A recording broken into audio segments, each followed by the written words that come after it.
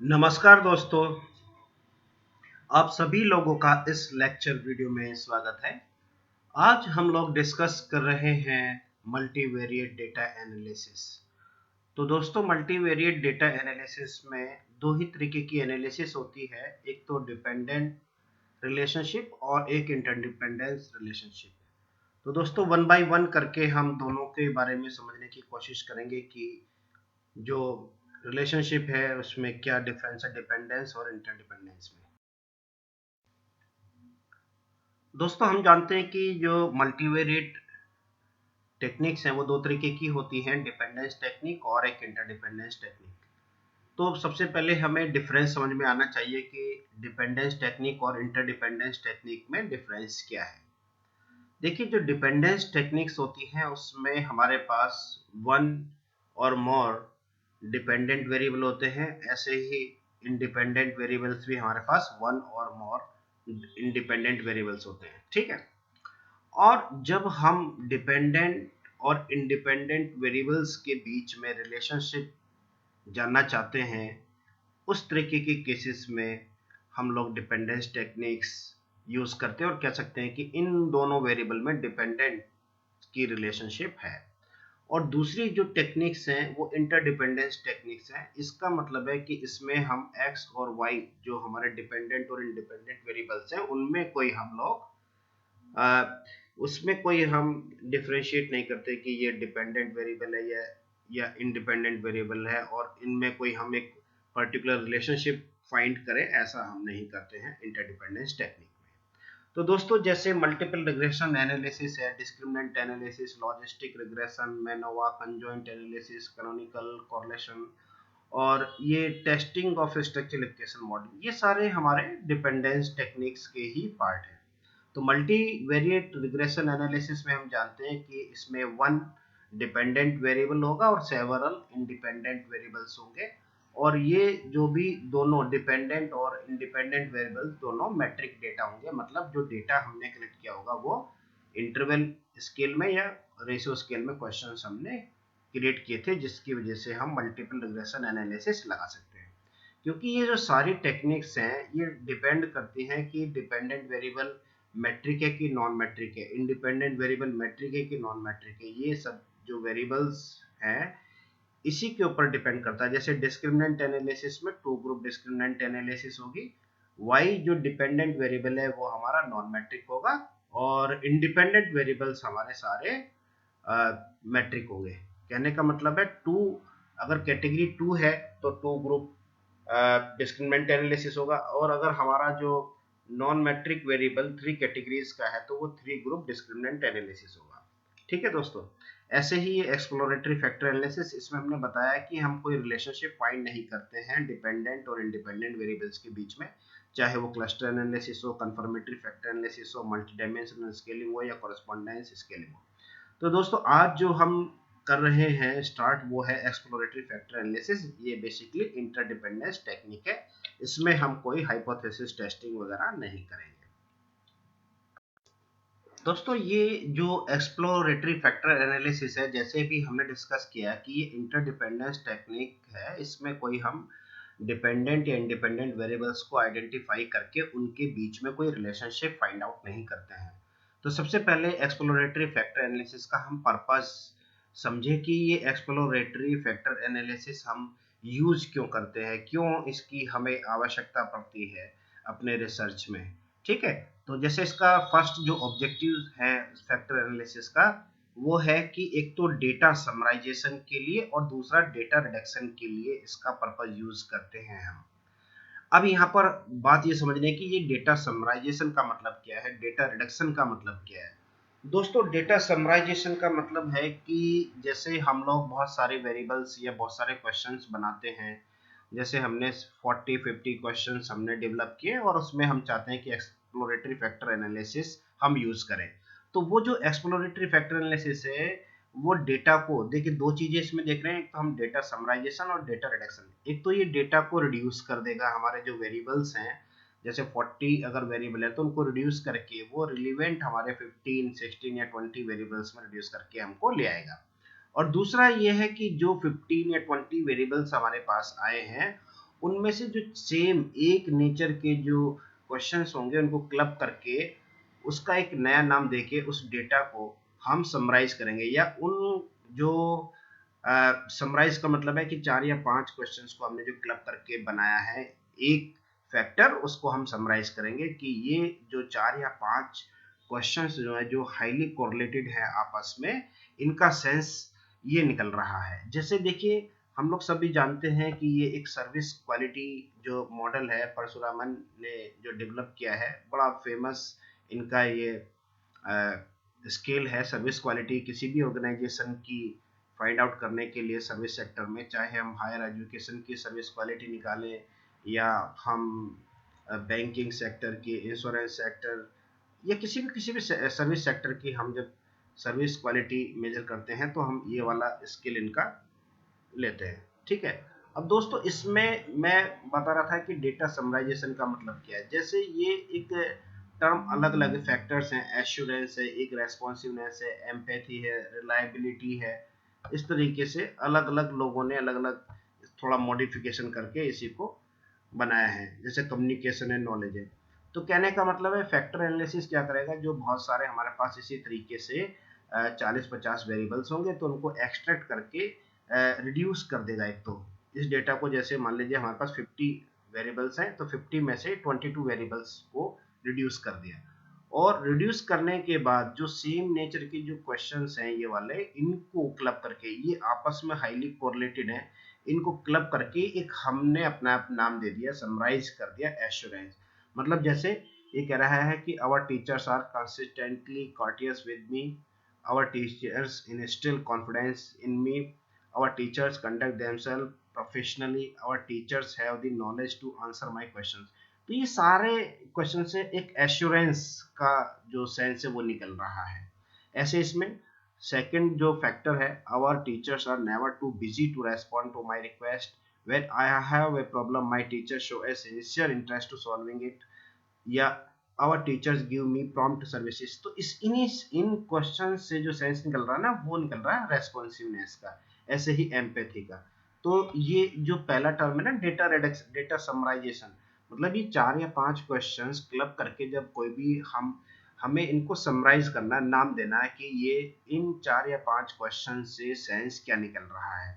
और reduce data मैंने बता ही दिया कि इसमें कम से कम हमारे पास 50-60 क्वेश्चंस होते हैं जिनको हम रिड्यूस करके जो रिलेवेंट क्वेश्चंस हैं उनमें एक्सट्रैक्ट करके अलग रख देते हैं। सेकंड है दोस्तों ये designing of A factor analysis, sample size जो होना चाहिए। अब जब कभी भी हम फैक्टर एनालिसिस को डिजाइन करते हैं तो उसके लिए हमारे पास सफिशिएंट सैंपल साइज होना चाहिए।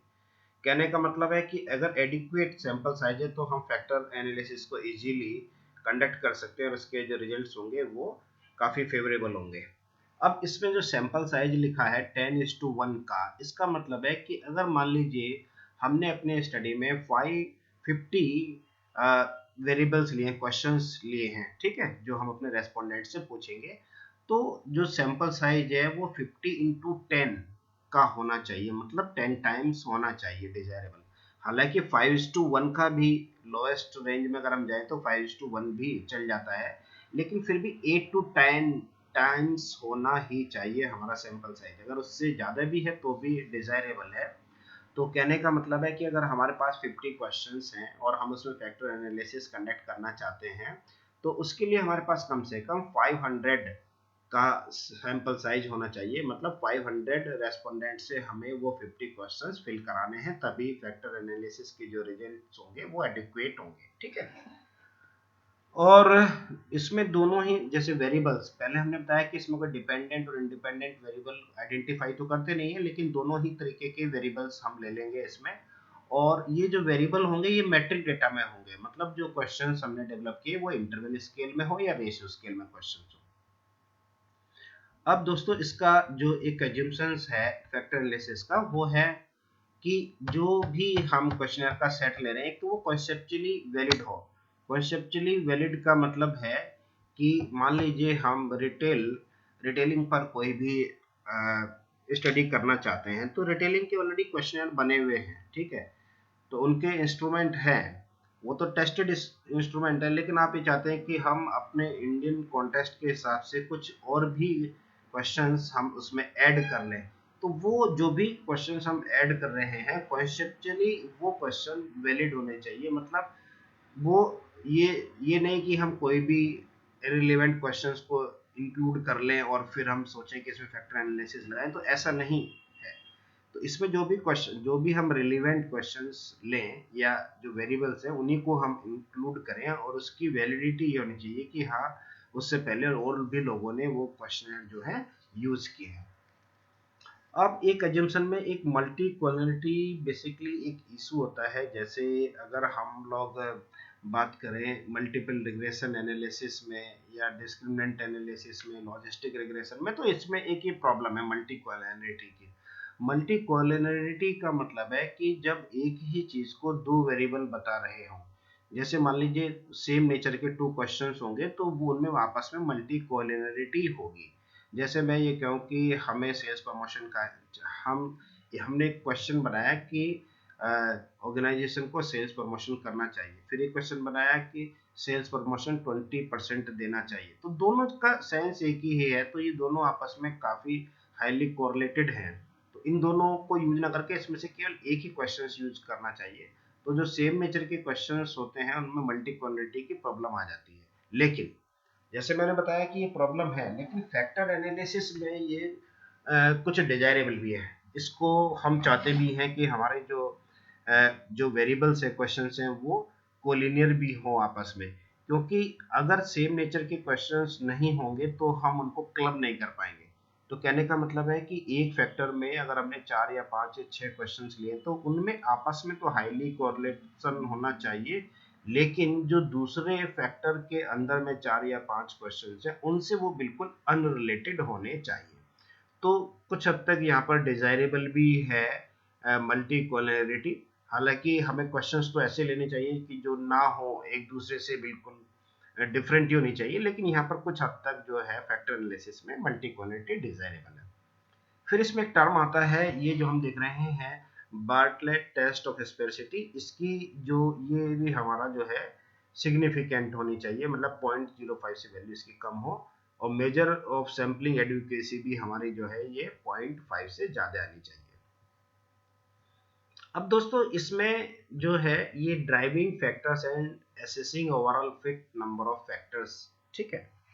अब इसमें कुछ चीजें हैं, जैसे लेटेंट रूट क्राइटेरिया क्या है, periodic criteria, percentage of variance criteria, scree test criteria. तो जब हमें ये हम कैसे डिसाइड करें कि हमारे पास कितने फैक्टर्स होने चाहिए। मान लीजिए 22 हमारे पास क्वेश्चंस आ गए हैं एक्सट्रैक्ट होकर, ठीक है।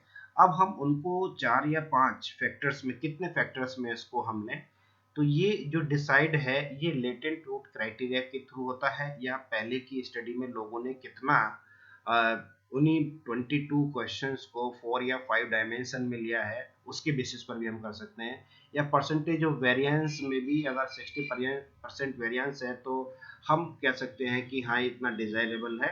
हम अगर 4 फैक्टर ही 60% वेरिएंस को शो कर रहा है तो वो भी एनफ है।